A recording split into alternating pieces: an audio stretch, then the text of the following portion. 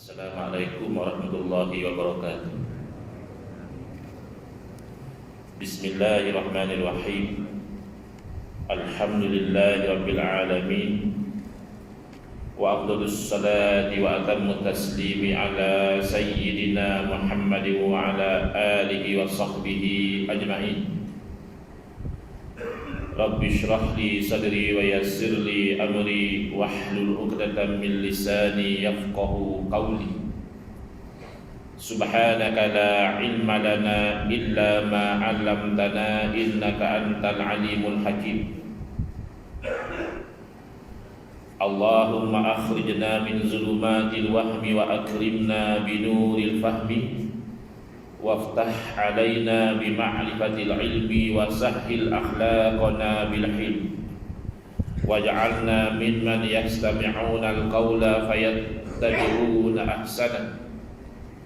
Allahumma ati nufusana taqwaha wa zakkiha anta khairu man zakkaha anta waliyuha wa maulaha. Allahumma arinal haqqa haqqan warzuqna ittiba'ah wa arinal batila batilan warzuqna ijtinabah. Allahumma anfa'na bima 'allamtana wa 'allimna ma yanfa'una wa zidna ilman wa huda. Amma ba'd.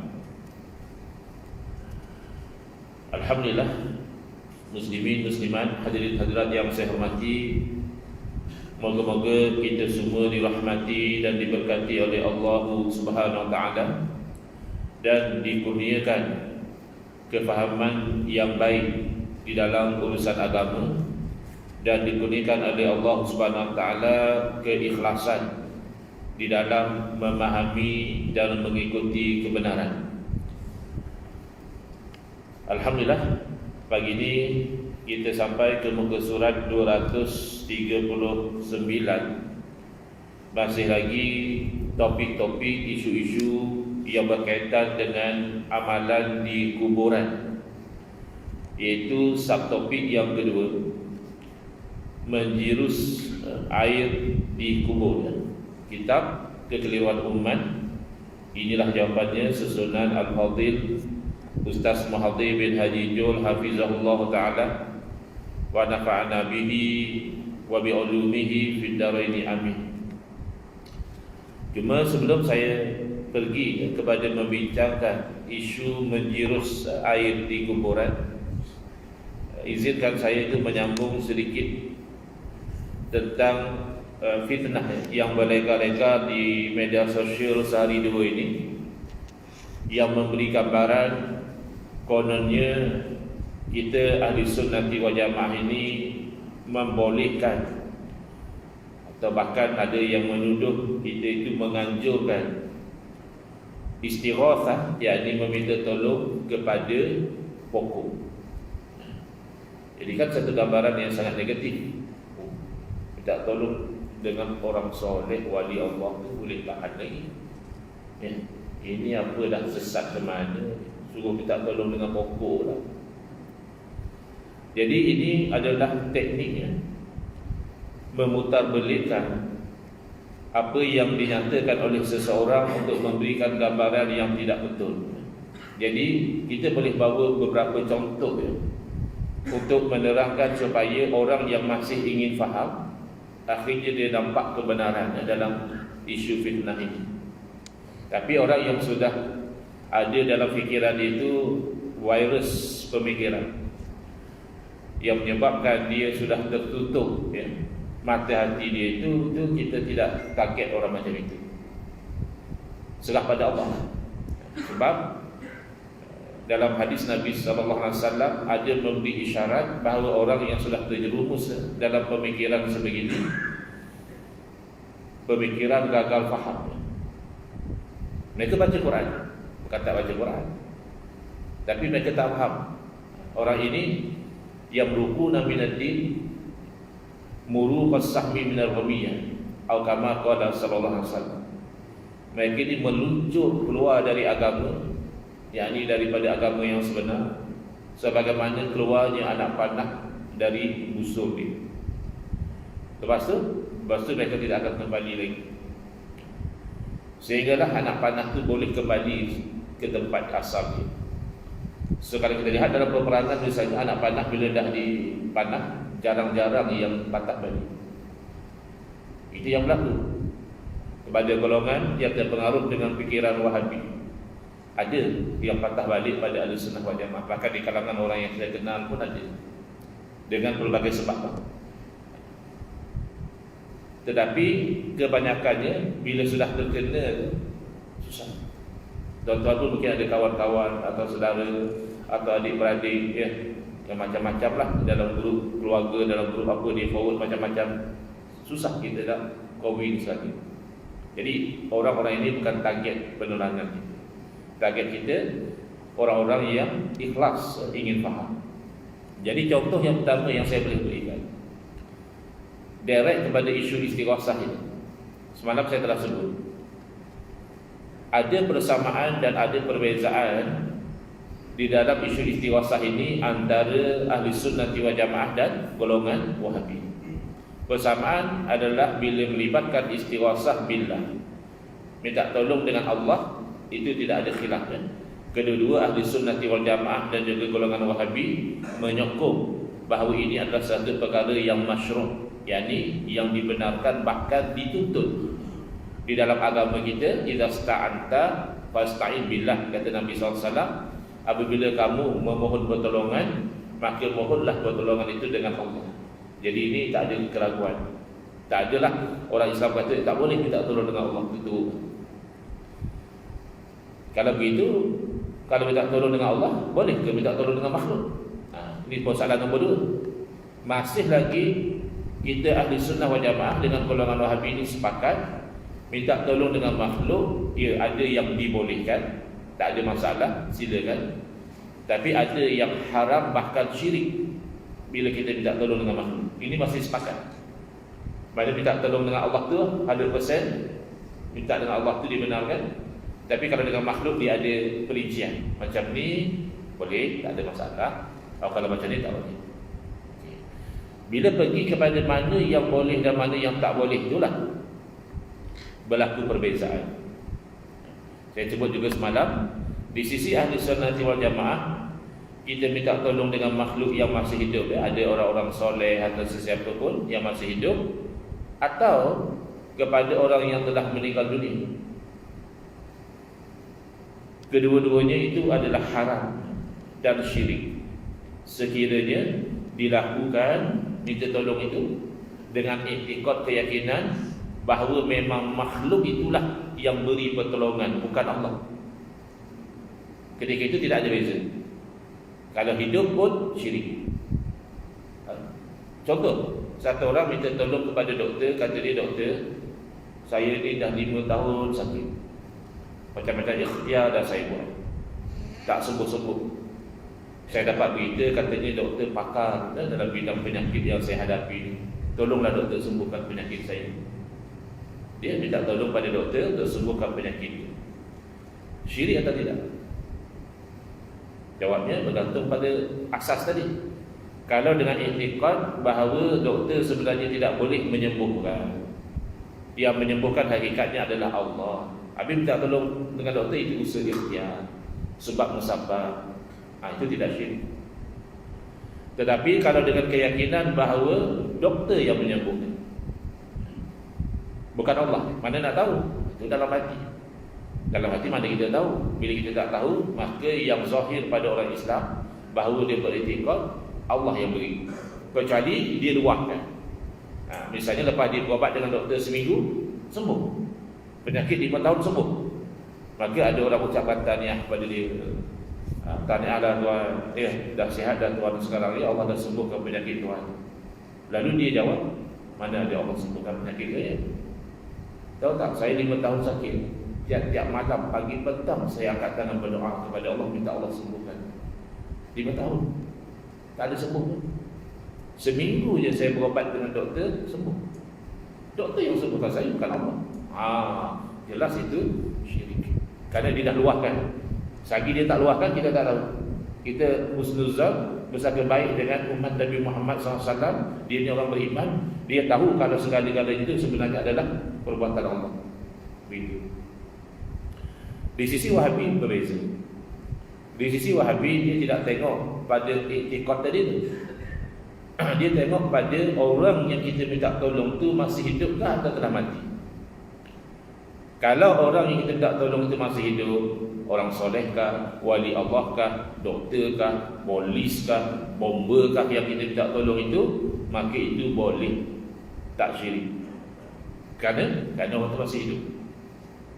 Ini sebenarnya adalah pegangan Al-Imam Ibn Taymiyah rahimahullah, dan Al-Imam Ibn Taymiyah ini adalah idola ikutan Wahabi to the extent seolah-olah seperti ini. Imam Ibn Taymiyah ini maksud tak boleh silap. Padahal pegangan sebegini tidak ada di zaman salafus saleh. Yang membezakan hidup mati ini tak ada. Sebab di sisi kita orang Islam, hidup itu bukan berarti wujud, mati berarti hilang. Hidup berarti wujud di satu alam, mati wujud di alam yang lain. Lalu kalau meminta tolong kepada orang yang telah meninggal dunia, wa imma wali Allah kah, orang soleh kah, maka itu haram dan syirik, dan namanya adalah syirik akbar, mukhrijun anil millah. Ini boleh jumpa dalam kitab-kitab istilah syirik yang besar, yang mengeluarkan dia dari agama. Makna dia dengan minta tolong, misalnya dia kata madad ya Rasulullah, Rasulullah dah wafat, pertolonganmu wahai Rasulullah. Atau dia kata ya Sidi Syekh Abdul Qadir Jailani aghithni, dia dalam satu kesusahan, lalu dia beristighosah minta tolong kepada Syekh Abdul Qadir Jailani, wahai Syekh Abdul Qadir Jailani, tolonglah saya. Oh, itu syirik. Apa? Syekh Abdul Qadir Jailani telah meninggal dunia. Habis macam mana nak minta tolong orang saleh? Carilah orang saleh yang masih hidup, minta tolong dengan dia, tak apa. Soalan, bila ada beza hukum, bahkan beza besar, satu boleh, satu haram, bahkan syirik jadi kafir, pasti ada beza dari sisi sebab. Kenapa beza? Okay, jawapan yang mereka akan jawab adalah kerana orang hidup boleh tolong, jadi tak ada masalah kita tak tolong dengan dia. Tapi orang mati dah tak boleh tolong, maka kalau kita tak tolong dengan orang mati yang tak boleh tolong, syiriklah. Sefaham kita bukan macam itu syirik. Syirik bukan kita minta tolong kepada orang yang tak boleh tolong. Orang hidup pun pelabak tak boleh tolong kita. Ya.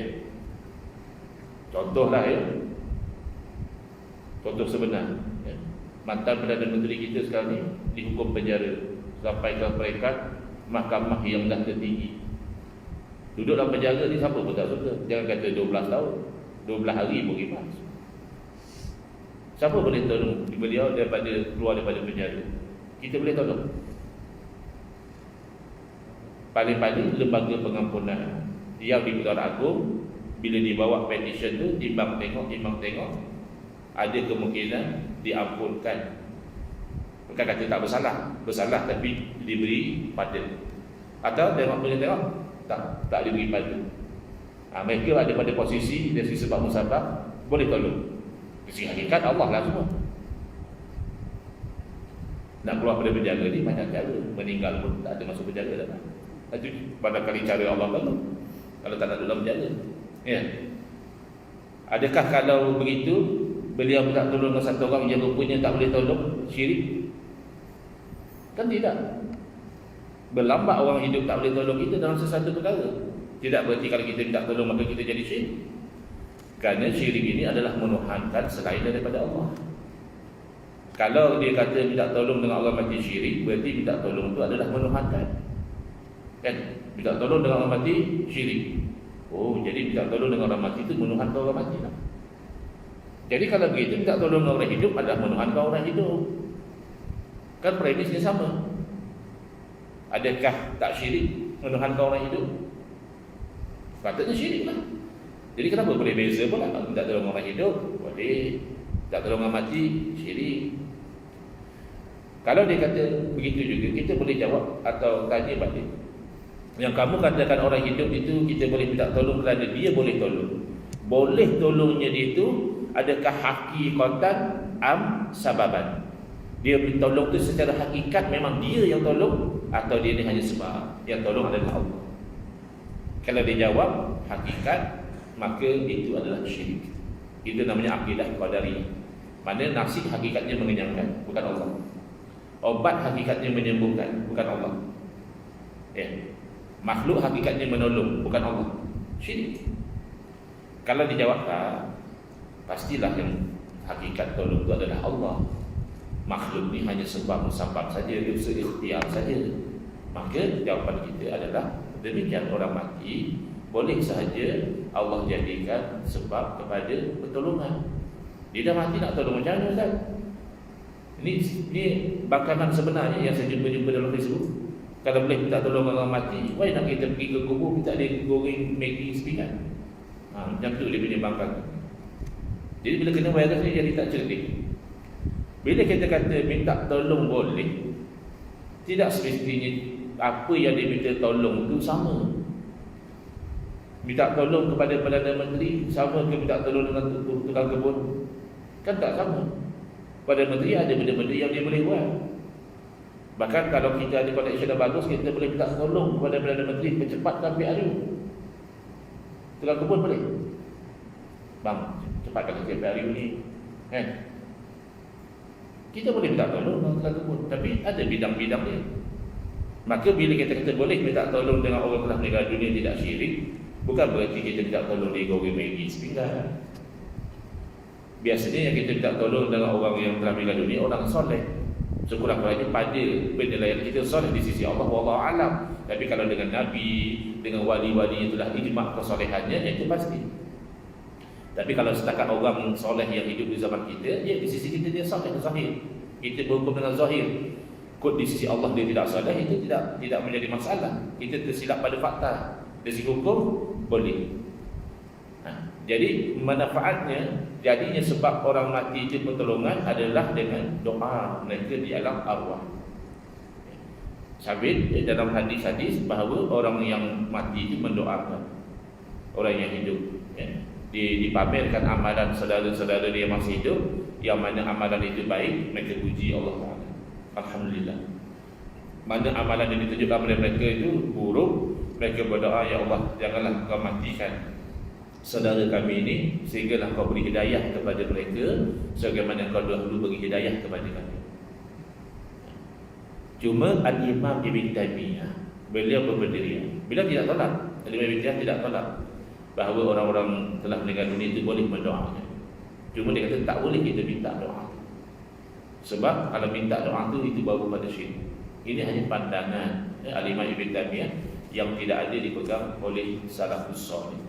Tak ada salafus salih yang berpendirian seperti beliau. Jadi Wahabi ini hanya mengaku salafi ikut salaf. Sebenarnya Imam Ibn Taymiyah banyaknya. Jadi itu ya isu pertikaian, nampak ya. Jadi kita pegang, as long as kamu itu ketika meminta tolong beriktikad bahawa makhluk tidak boleh memberi pertolongan, Allah yang beri pertolongan sebenarnya, maka tidak syirik. Timbul idea kalau ni. Wahabi, siapa yang rajin berdebat dengan Wahabi, perasan tak? Dia suka, tapi itu kalau macam tu, kalau dia tu banyak kalau. Dan kalau dia tu, kalau dia perangkaplah kita. Kalau macam tu, bolehlah kita itu pergi minta tolong dengan pokok. Dengan iktikad, pokok tak boleh tolong.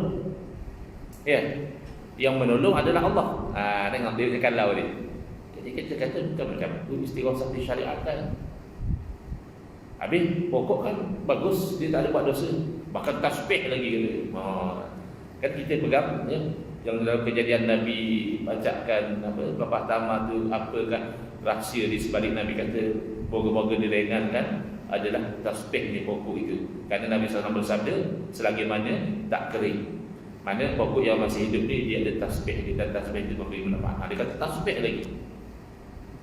Kita kata walaupun dia tak sama dengan istighosah dengan orang soleh. Pokok ni ada kawan-kawan jawab, ini bukan mukallaf. Tapi orang mati pun tak mukallaf. Yalah, dah mati tak mukallaf. Tapi kesolehan dia kan masa dia mukallaf dulu. Kesolehan dia itu dilakukan masa dia mukallaf, masa dia hidup. Dan kesolehan dia tidak terbatal dengan dia mati. Jadi tak syiriklah kata dia. Kita kata tak syiriklah kalau dengan i'tiqad. Dengan i'tiqad Allah yang beri, tak syirik. Lalu diwar-warkan. Ahlussunnah wal Jamaah membolehkan dan menganjurkan meminta tolong dengan pokok. Padahal konteks yang kita bincang boleh itu adalah boleh dengan kata tak syirik. Bukan boleh dengan kata inilah syariat istighosah, pergi jumpa pokok, wahai pokok. Dah ada yang bodoh-bodoh dalam Facebook buat ayat macam tu. Wahai pokok, tolonglah aku. Dia nak beli kita lah. Padahal ayat tu main daripada dia. Ayat nak minta tolong dengan pokok ni main daripada dia. Tengok mainan dia. Kita tak pernah pun nak cerita minta tolong dengan pokok. Kita cerita minta tolong dengan orang soleh. Mati atau tak mati tak ada beza. Dia tetap orang soleh. Masa dia hidup pun dia dari segi hakikat tidak ada kuasa. Dan masa dia mati pun dari segi hakikat tak ada kuasa. Bukan masa dia hidup dia ada kuasa sebenar, tidak. Kuasa hakikatnya di tangan Allah. Ini contoh pertama bagaimana fitnah dilakukan dengan memberi gambaran yang tidak tepat kepada pendirian kita. Pendirian kita tidak, istighosah tidak disyariatkan dengan pokok. Itu pendirian kita. Dia yang ditekan. Saya kata awak tak boleh lah. Pokok dia pun tak ada dosa. Memanglah pokok bukan-bukanlah. Sebab tu dia tak ada dosa pahala. Ya, dia tidak mukallaf kan. Yang mukallaf ni jin dan manusia. Ada dosa, ada pahala, ada masuk syurga, ada masuk neraka. Walaupun pokok tu ada tasbih dia, kucing ada tasbih dia. Kucing pun tak ada dosa pasal dia tak mukallaf. Nanti ada kalau macam tu kita istighosah dengan kucing. Boleh lah tak tolong kucing tangkap tikus, boleh lah. Ada kucing yang pandai sikit, boleh buka pintu, boleh lah. Tak tolong dia buka pintu. Jangan faham konteks lah. Ini masalah. Target character assassination. Nak menjatuhkan supaya orang tak percaya, orang pandang lekeh pada orang lain mempertahankan Ahlussunnah wal Jamaah. Jadi dia pun boleh promote lah. Fahaman dia. Sebab Ahlussunnah tak boleh pakai dengan pokok pun dia pun suruh minta tolong. Tak tengok. Sama juga. Ini contoh yang kedua. Ini contoh supaya orang yang nak faham. Yang dia main dalam Facebook, duk komen macam-macam, kata pusing dan sebagainya, tak pergi hampa lah. Apa dengan Allah Ta'ala, kita masing-masing mati, jawab kepada Allah Ta'ala. Baik. Contoh yang kedua, bila kita kata i'tiqad bahawa sesuatu makhluk itu memberi kesan, itu syirik. Tapi kalau kita hanya interaksi dengan asbab, sebab musabab, tak syirik. Nak tanya, ini contoh kan? Kalau di sisi Ahlussunnah wal Jamaah, satu orang makan babi, dengan i'tiqad memang babi itulah yang mengenyangkan dia, bukan Allah. Syirik lah. Syirik lah dia kan. Makan nasi pun syirik. Kalau orang i'tiqad macam mana? Kalau tengok sedih kalau dia makan babi, tapi dengan i'tiqad bukan babi yang mengenyangkan, Allah yang mengenyangkan, boleh tak? Boleh. Di situ kita dah faham dalam konteks syirik tak syirik kan? Pasal isu dah bincang pasal syirik tak syirik. Boleh kan? Boleh tu maknanya tak syirik kan? Keluar dalam Facebook, Ahlussunnah wal Jamaah menghalalkan makan babi. Menganjurkan makan babi dengan syarat i'tiqad babi tidak mengenyangkan. Jangan. Lunyai kena mati dalam Facebook, orang kata lah. Saya sehari dulu ni ramai yang ada kontak. Kata terus tak kena. Biasa saja. Biasa saja. Kalau berjuang pergi lawan Wahabi, memang kena. Kalau tak mau kena, tak sabar juga. Duduk senang. Tak kena orang tak kena hang. Masing-masing pegang tasbih berzikir pada Allah Ta'ala, boleh tak? Bahaya sedikit. Tapi dah Allah letak kita pada posisi penceramah berkuliah, nak tak nak kita kena cakap lah benda-benda. Mereka tak suka, mereka buat kerja ni. Student dia ilmu konten terus tak kena maki macam-macam. Dia berkata agama tapi tak ada perangai macam orang agama pun maki terus lah. Tak apa nak macam mana kepala beri. Kita ni bukan kajian sembahyang tahajud, sembahyang sunat rawatib bukan kadang buat kadang terlepas. Mujuklah dia main di rumah pahala dengan cara mengumpat, memfitnah dan sebagainya. Kot-kotlah nak bantu kita lepas besok di Siratul Mustaqim. Tumpang pahala dia. Baik. Nak contoh lagi ke jelas dah. Sekali ingat kalau bagi orang yang nak cari kebenaran dah jelas dah. Kan beza. Kita bincang tentang syirik tak syirik. Dia kata makan babi kalau dengan i'tiqad bahawa babi mengenyangkan, tahu dia syirik. Tapi kalau dengan i'tiqad Allah yang mengenyangkan, boleh tak syirik lah. Boleh itu maksudnya tak syirik. Bukan boleh makan babi itu asalkan satu benda tu kita i'tiqad Allah yang mengenyangkan, Allah yang menghilangkan dahaga. Boleh bina arak. Saya i'tiqad kita bukan arak yang menghilangkan dahaga. Bukan boleh dengan dia kata boleh minum. Maknanya tak sampai syirik lah. Hanya dia berdosa lah bina arak tu. Tapi otak dia buat ni one way street. Dia tak boleh faham banyak. Dia nak kata sama ada hitam atau putih. Kalau hang kata tak syirik, dia boleh. Pula banyak benda tak syirik. Bunuh orang syirik ya? Satu orang bunuh orang, lalu di jalan hukuman kisos kepada dia, bunuh balik, mati dia. Hukuman masuk dalam lubang kampus ke? Kafar, solat. Kan kita solatkan dia, berarti dia bunuh orang pun tak syirik. Kalau syirik, berarti kapiaklah dia.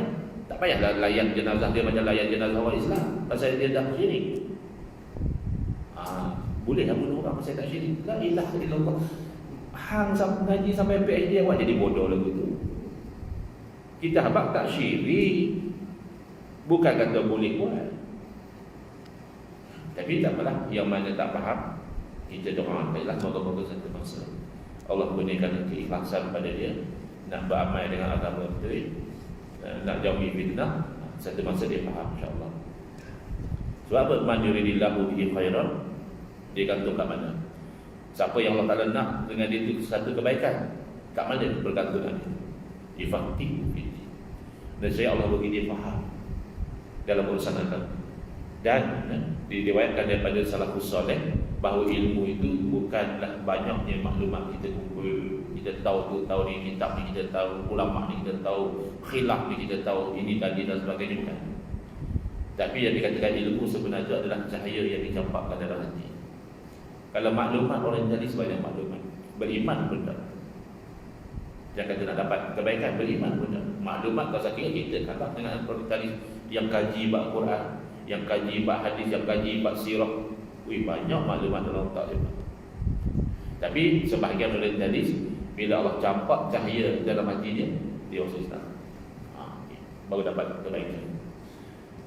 Baik, kita pergi kepada menjirus air di kuburan. Sebab SOP di masjid ni apa ni 10 minit dah lepas masuk 10 minit, 10 minit.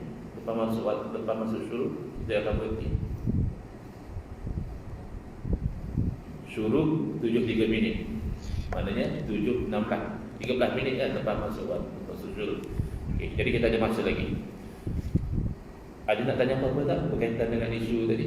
Isu fitnah kononnya kita itu mengajukan orang minta tolong dengan pokok. Ada tak yang nak tanya soalan? Atau isu-isu berkaitan peristiwa sah dan sebagainya? Kalau tak ada, kita terus pergi pada isu menjurus air di kuburan. Sebab ada orang menyatakan jiwa-jiwa air ini hanya adat orang Melayu. Orang Melayu ni tak pandai sangat. Yang bagus pandai Arab. Ya, Arab baguslah bahasa keturunan Nabi. Tapi tak juga semua Arab bagus. Ada Arab macam Abu Jahal, ada Arab macam Abu Lahab, ada Arab macam Allah bin Ubay bin Salul, munafik. Macam-macam jenis. Tapi secara umum kita hormat kearaban itu pada Al-Quran dalam bahasa Arab, Nabi SAW bahasa Arab, ya, so bahasa ahli syurga pun insyaAllah bahasa Arab. Tapi nak pandang leket semua benda sekali mata orang Melayu buat, tanpa tengok apa sandaran, tak betul juga. Jadi apa sandaran ni? Apakah jadi tentang menjurus air di kuburan itu? Baik, jawapan daripada hadis ya. Daripada hadis Nabi SAW, bagi dia melakukan sedemikian pada kubur anak kandung baginda, iaitu Sayyidina Ibrahim alaihissalam. Bukan Nabi Ibrahim ya, anak pada Nabi Muhammad SAW, tapi meninggal masa kecil lagi. Sebagaimana diriwayatkan oleh Imam Asy-Syafi'i rahimahullah taala dan juga pada kuburan Sa'ad, iaitu Sa'ad bin Mu'az radhiyallahu anhu, sebagaimana yang diriwayatkan oleh Al-Imam Ibn Majah. Nabi SAW telah memerintahkan dengan Nabi suruh supaya dijiruskan air pada kuburan Sayyidina Utsman bin Maz'un, bagaimana disebutkan oleh Imam At-Tirmizi. Mana ada kejadian-kejadian Nabi SAW sendiri jirus air di kuburan. Ada time-time lain Nabi minta orang jirus, ada orang lain jirus dengan suruhan daripada Nabi sallallahu alaihi wasallam. Jadi macam mana ulama faham kejadian itu?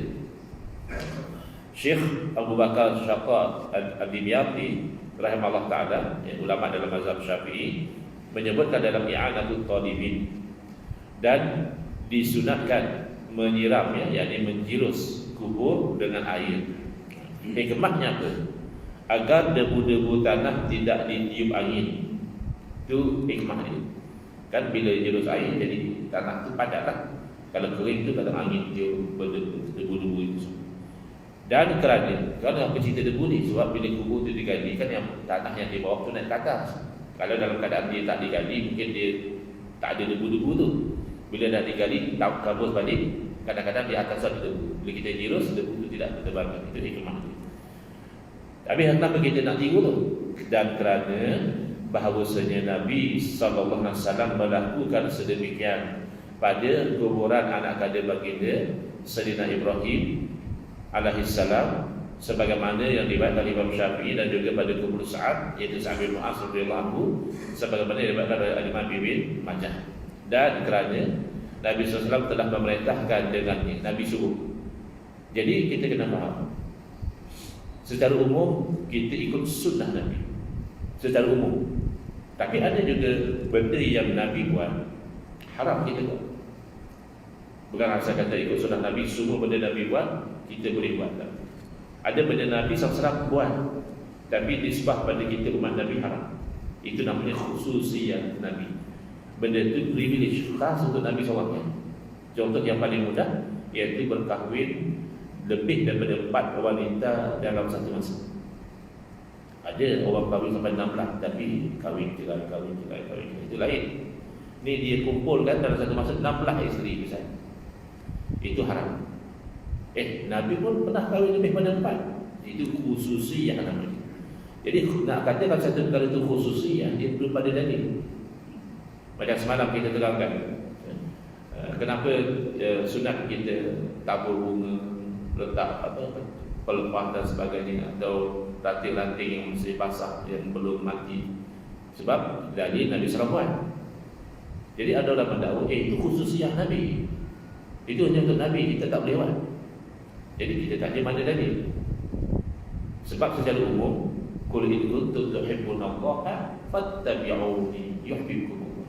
Kalaulah kamu itu kasih kepada Allah, maka solusinya ikut aku. Ikut di mana? Ikut yang Nabi cakap. Lagi ikut yang Nabi buat. Di mana itibak? Pasal apa kita duk rajin baca surah, orang kata sujud, pasal apa kita duk rajin sujud sejadah main subuh Jumaat? Ada orang duk ingat subuh Jumaat tu sunat sujud sejadah. Bukan subuh Jumaat tu sunat sujud sejadah. Subuh Jumaat sunat kita baca surah Alif Lam Mim Sajadah pada rakaat yang pertama dan suratul Insan pada rakaat yang kedua. Kenapa? Kerana Nabi SAW kerap melakukan perkara itu. Maka kita ittiba. Bukan subuh Jumaat aku baca Iqra fasjud waqtarib, pi sujud. Kerana duduk sangka hari Jumaat sunat sujud sajadah. Aku ni tak hafal dalam sajadah. Macam mana cara nak sujud sajadah? Aku baca Iqra, bukan. Tak hafal apa tu Alif Lam Mim Sajadah. Baca rakaat pertama sampai isma rabbikal a'la, rakaat kedua hal ataka hadithul ghasyiyah. Pasal apa? Itu pun Nabi sallallahu alaihi wasallam biasa buat. Pada kita kalau boleh nak baca surah lain, bolehlah. Taklah wajib dalam bab ni. Tapi kan lebih afdal kita buat macam Nabi buat. Sebab tu surah jemaah kalau boleh jangan baca surah lain. Maintainlah sambil dengan harata. Sebab itu yang Nabi sallallahu alaihi wasallam buat. Memang kita hafal banyak ayat, tapi untuk surah jemaah kita cuba nak ikut macam Nabi. Taklah sampai berdosa baca surah lain. Ataupun yang biasa Nabi bacakan pada surah jemaah, kalau tidak sampai dia dengan harata, adalah surah Al-Jumu'ah dengan surah Al-Munafiqun. Tapi baca tu jenuh orang yang bagi kita ni kuliah buah Allah boleh yang panjang lah. Lagi nak baca surah tu tak pindah jemaah situ. Jadi yang pertengahannya Sabihis dengan Al-Hadithul Ghasyiyah. Baik. Jadi dia kata tu pacak-pacak ni khususiyah Nabi. Kita kata mana dalil? Dia kata kalau tak khususiyah pasti sahabat pun buat. Tak ada cerita pun kata sahabat duduk pergi pacak apa ni, atau tabur bunga. Ya. Sekarang kamu nak faham dengan kaedah. Bila kamu kata tak boleh, itu maknanya hukum. Apa hukum? Makruh? Tak boleh makruh. Tak boleh haram. Kalau lain pada dua ni boleh, paling tidak hukumnya mubah, harus, atau mungkin sunat, atau wajib. Wajib setahu saya tak ada orang kata wajib tabur bunga, wajib macam tu, tak ada. Yang kita kata pada sahabat kita sunat, sebab Nabi buat. Dia kata sahabat tak buat, la ilaha illallah. Dalam kaedah mengeluarkan hukum, Nabi SAW tak buat pun tidak menjadi dalil benda itu haram. Dan kita dah belajar dalam bab yang kedua, at-tarku. At-tarku la yaqtadi tahrim, itu kaedah dia. Semata-mata Nabi SAW meninggalkan satu perbuatan tidak memastikan perbuatan itu haram. Habis itu Nabi tak minum arak, minum arak haram pun. Ya, tapi haram minum arak bukan pasal Nabi tak minum. Pasal banyak dalil-dalil lain. Kena faham tu. At-tarku la yaqtadi hukmah, itu kaedah yang hampir sama. Semata-mata Nabi SAW meninggalkan satu perbuatan belum menetapkan hukum lagi. Kalau Nabi SAW tak buat pun tidak memastikan keharaman. Adakah kalau sahabat tak buat berarti haram? Ini kita kata ni, dia sembang nampak benda hebat. Sahabat pun tak buat. Kenapa sahabat tak buat? Adakah sahabat tak buat menjadi dalil haram? Kitab usul fiqh mana yang kamu pegang? Qawaid fikih mana yang kamu pegang? Jadi banyak daripada sembang derat, tapi bila kita ukur dengan neraca ilmiah, tak ada nilai ilmiah, kosong. Jadi dia dakwa sebab dia tak selesa. Padahal ulama faham. Dia kata ustaz lebih hebat daripada sahabat Nabi ya? Bukan, ada aku kata aku lebih hebat daripada sahabat Nabi. Dan ni kamu mendakwa benda tu khususiyah. Tak alasannya sahabat tak buat. Sedangkan kaedah tidak mengatakan bila sahabat tak buat berarti haram. Bukan begitu. Ulama faham sunat. Kalau saya tak guna logik kamu, saya juga boleh kata kamu lebih hebat daripada ulama kan dalam memahami sunnah Nabi. Boleh juga. Jadi kita ni selesa dalam agama memahami apa kejadian dengan kefahaman ulama. Bukan hang nak ikut Nabi kena ikut ulama, bukan. Sama-sama nak ikut Nabi. Nak ikut Nabi ikut kefahaman ulama, atau nak ikut Nabi ikut kefahaman kamu. Kalau kami selesa dalam kefahaman ulama, begitu. Jadi ini apa yang ulama pegang. Dan Nabi SAW telah memerintahkan dengannya, iaitu dengan menjurus air pada kuburan Sayyidina Utsman bin Maz'un, sebagaimana diriwayatkan oleh Imam At-Tirmizi. Dan yang mustahab, yang digalakkan adalah air tersebut suci lagi menyucikan. Maknanya air mutlak dan sejuk sebagai tafaul, mudah-mudahan Allah menyejukkan kuburan si mati. Jangan pergi jiruh air mendidih pula. Sebab apa? Sebab kita nak tafaul, moga-moga dengan sejuknya air itu Allah jadikan dingin di dalam kubur itu tidak terseksa, tidak panas dan sebagainya. Ini tafaul saja. Yang zahir Nabi buat. Tak ada dalil kata ini khususiah Nabi. Maka kekal dalam kaedah umum, sunat kita itu ikut perbuatan Nabi sallallahu alaihi wasallam. Yang fardu-fardulah ada yang Nabi buat, wajib kita buat. Yang ini sunat. Dan makruh menyiram atau menjerus dengan air mawar. Ini tinggalkan nama dia makruh. Sebab ini kita kata dia ada orang Melayu Ustaz. Ada tapi makruh. Jadi kalau boleh tinggal nama dia makruh. Kenapa? Kerana itu adalah pembaziran dan mensia-siakan harta. Pasal air mawar lain, dia lain. Ada harga dia. Hampir jiwakan kubur buat apa? Setakat nak ikut sunnah Nabi, air biasa lah. Setakat nak bagi debu tak berterbangan, air biasa. Jadi yang keliru dia kata apa? Hak tu pasal Nabi tak mau bagi debu berterbangan. Bukan sunat kita buat. Itu hang punya pandangan, tak apalah. Hang tak mau jiwa, hang punya pasal.